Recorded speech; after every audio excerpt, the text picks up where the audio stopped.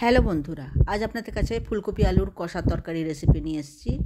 তার জন্য ফুলকপি এগুলো এরকম ছোটো ছোটো করে কেটে নিয়েছে, আর আলুগুলোও এরকম ছোটো ছোটো সাইজের কেটে নিয়েছে, যেমন করে ঝিঙে আলু পোস্ত করা হয় সেই রকম, এই রকম ছোটো ছোটো।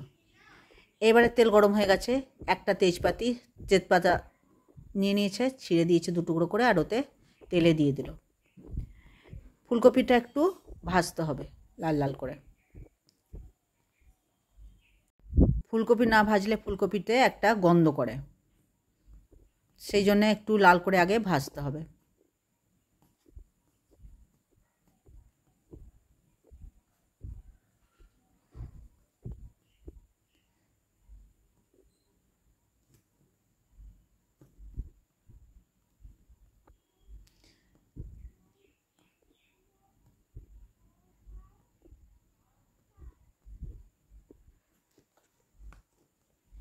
একটু ফুলকপিটা ভাজা হয়ে গেলে এবার এতে মা পেঁয়াজ দিয়ে দেবে।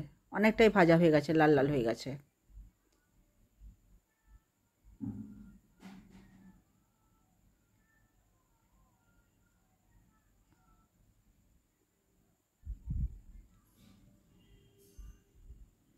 এবারে একটা বড় পেঁয়াজের অর্ধেকটা কুচি কুচি করে ওইটা দিয়ে দিল।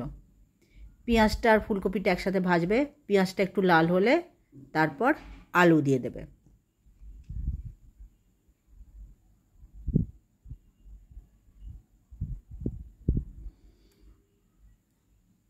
পেঁয়াজটা একটু লাল হোক।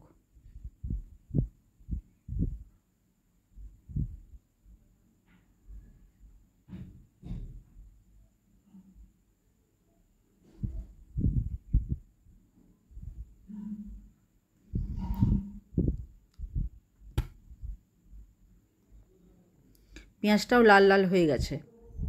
এইভাবে ফুলকপি আলুর তরকারি করে রুটি পরোটা দিয়ে খেয়ে দেখবেন, দারুণ লাগে।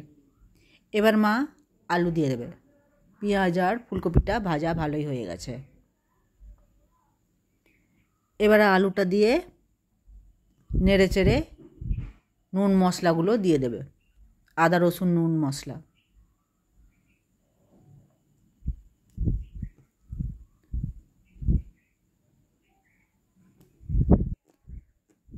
আদা 1 চামচের থেকে একটু বেশি,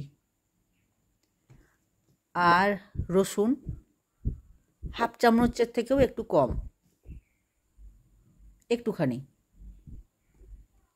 দিয়ে দিল। এবারে একটু নেড়ে নেবে। নুন একটুখানি, খুব বেশি না, পরিমাণের থেকে একটু কম দিতে হবে। মশলা ধনে জিরে গোলমরিচ গুঁড়ো 1.5 চামচ, মানে 1 চামচ ধনে গুঁড়ো, 1/2 চামচ জিরে গুঁড়ো, আর একটুখানি গোলমরিচ গুঁড়ো, ওই মিক্সড করা আছে একসাথে। আর হলুদ 1/2 চামচ, এটা একদম ছোট চামচ, তো এটাতে বেশি হলুদ লাগে না এই ফুলকপির তরকারিতে। এবারে মা একটু জল দিয়ে এটাকে কষবে।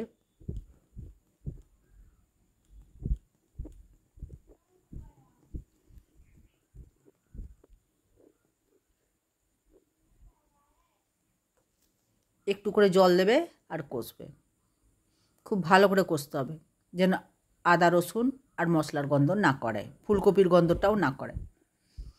ফুলকপির গন্ধ করবে না, অনেকটা ভাজা হয়ে গেছে, কিন্তু মশলার গন্ধ করতে পারে ভালো করে যদি না কষা হয়। এই সময় আপনারা যখন মশলা দেবেন, লঙ্কা গুঁড়ো এবং গোটা লঙ্কাও দিয়ে দেবেন। এতে যতটা লঙ্কা খাবেন সেই হিসাবে লঙ্কা আর গোটা লঙ্কা দিয়ে দেবেন। আর আপনাদের ওখানে যদি মটরশুঁটি পাওয়া যায় তো এই সময় মটরশুঁটিগুলোও দিয়ে দেবেন। আমাদের এখানে শীতকাল ছাড়া মটরশুঁটি পাওয়া যায় না, তাই মটরশুঁটি যদি পাওয়া যায় মটরশুঁটিও এতে দিয়ে দেবেন।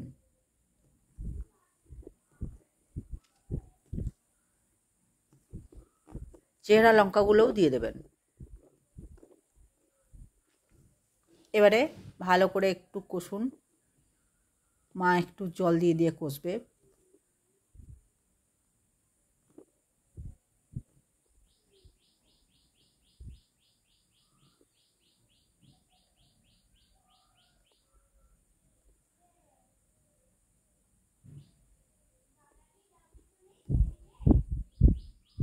একটু জল, না, মায়ের কষা হয়ে গেছে, জল ঢেলে দিল।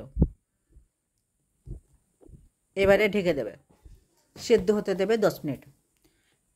সেদ্ধ প্রায় হয়ে গেছে, তাও একটু একটু জল আছে।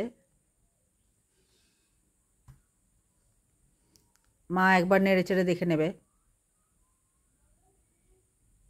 কেমন সেদ্ধ হয়েছে, নুন কতটা হয়েছে।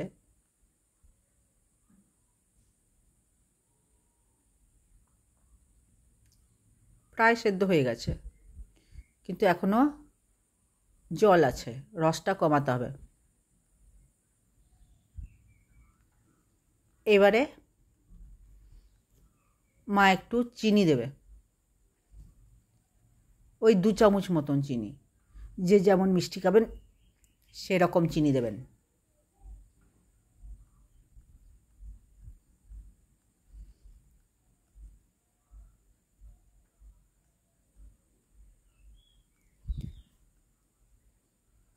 আর একবার ঢেকে দিতে হবে একটুখানি, 2 মিনিটের জন্য ঢেকে দিতে হলো, জলটা শুকাবার জন্যে। শুকিয়ে গেছে, জলটা শুকিয়ে গেছে। চিনিটা আর একটু দিল, না নুন দিল একটুখানি, নুনটা একটু কম হয়েছিল। রান্না হয়ে গেল। এভাবে আপনারা করে খেয়ে দেখবেন কেমন লাগে। যদি আপনাদের আমার ভিডিও পছন্দ হয় তো লাইক শেয়ার সাবস্ক্রাইব করবেন, এবং আপনি যদি নতুন ভিডিও দেখছেন আমার, তাহলে পাশে থাকা বেলটাও টিপে দেবেন, তাহলে যখনই আমি নতুন কোনো ভিডিও দেব খুব সহজেই আপনার কাছে পৌঁছে যাবে। এবারে মা গরম মশলা গুঁড়ো করে রেখেছিল, এলাচ 3টে আর একটা বড় দালচিনি, ওইটা দিয়ে দিল, ওই যে দিয়ে দিয়েছে। এবার নেড়েচেড়ে মিলিয়ে নেবে, নেড়েচেড়ে এবার নেড়েচেড়ে ভালো করে মিলিয়ে নেবে। আর তরকারিটা হয়ে গেছে, এবার নামিয়ে দেবে। আপনাদের যদি আমার রেসিপি ভালো লাগে তাহলে নিশ্চয়ই করে লাইক শেয়ার সাবস্ক্রাইব করবেন, আপনার বন্ধুদেরও শেয়ার করে দেবেন। সাবস্ক্রাইব করলে আপনাদের কোনো পয়সা কাটে না, সেই জন্যে আমার পাশে থাকবেন আর সাবস্ক্রাইব নিশ্চয়ই করে করবেন। এই যে হয়ে গেছে তরকারিটা, এই দেখুন। এভাবে রান্না করে খেয়ে দেখবেন। ভিডিও দেখার জন্য অনেক অনেক ধন্যবাদ।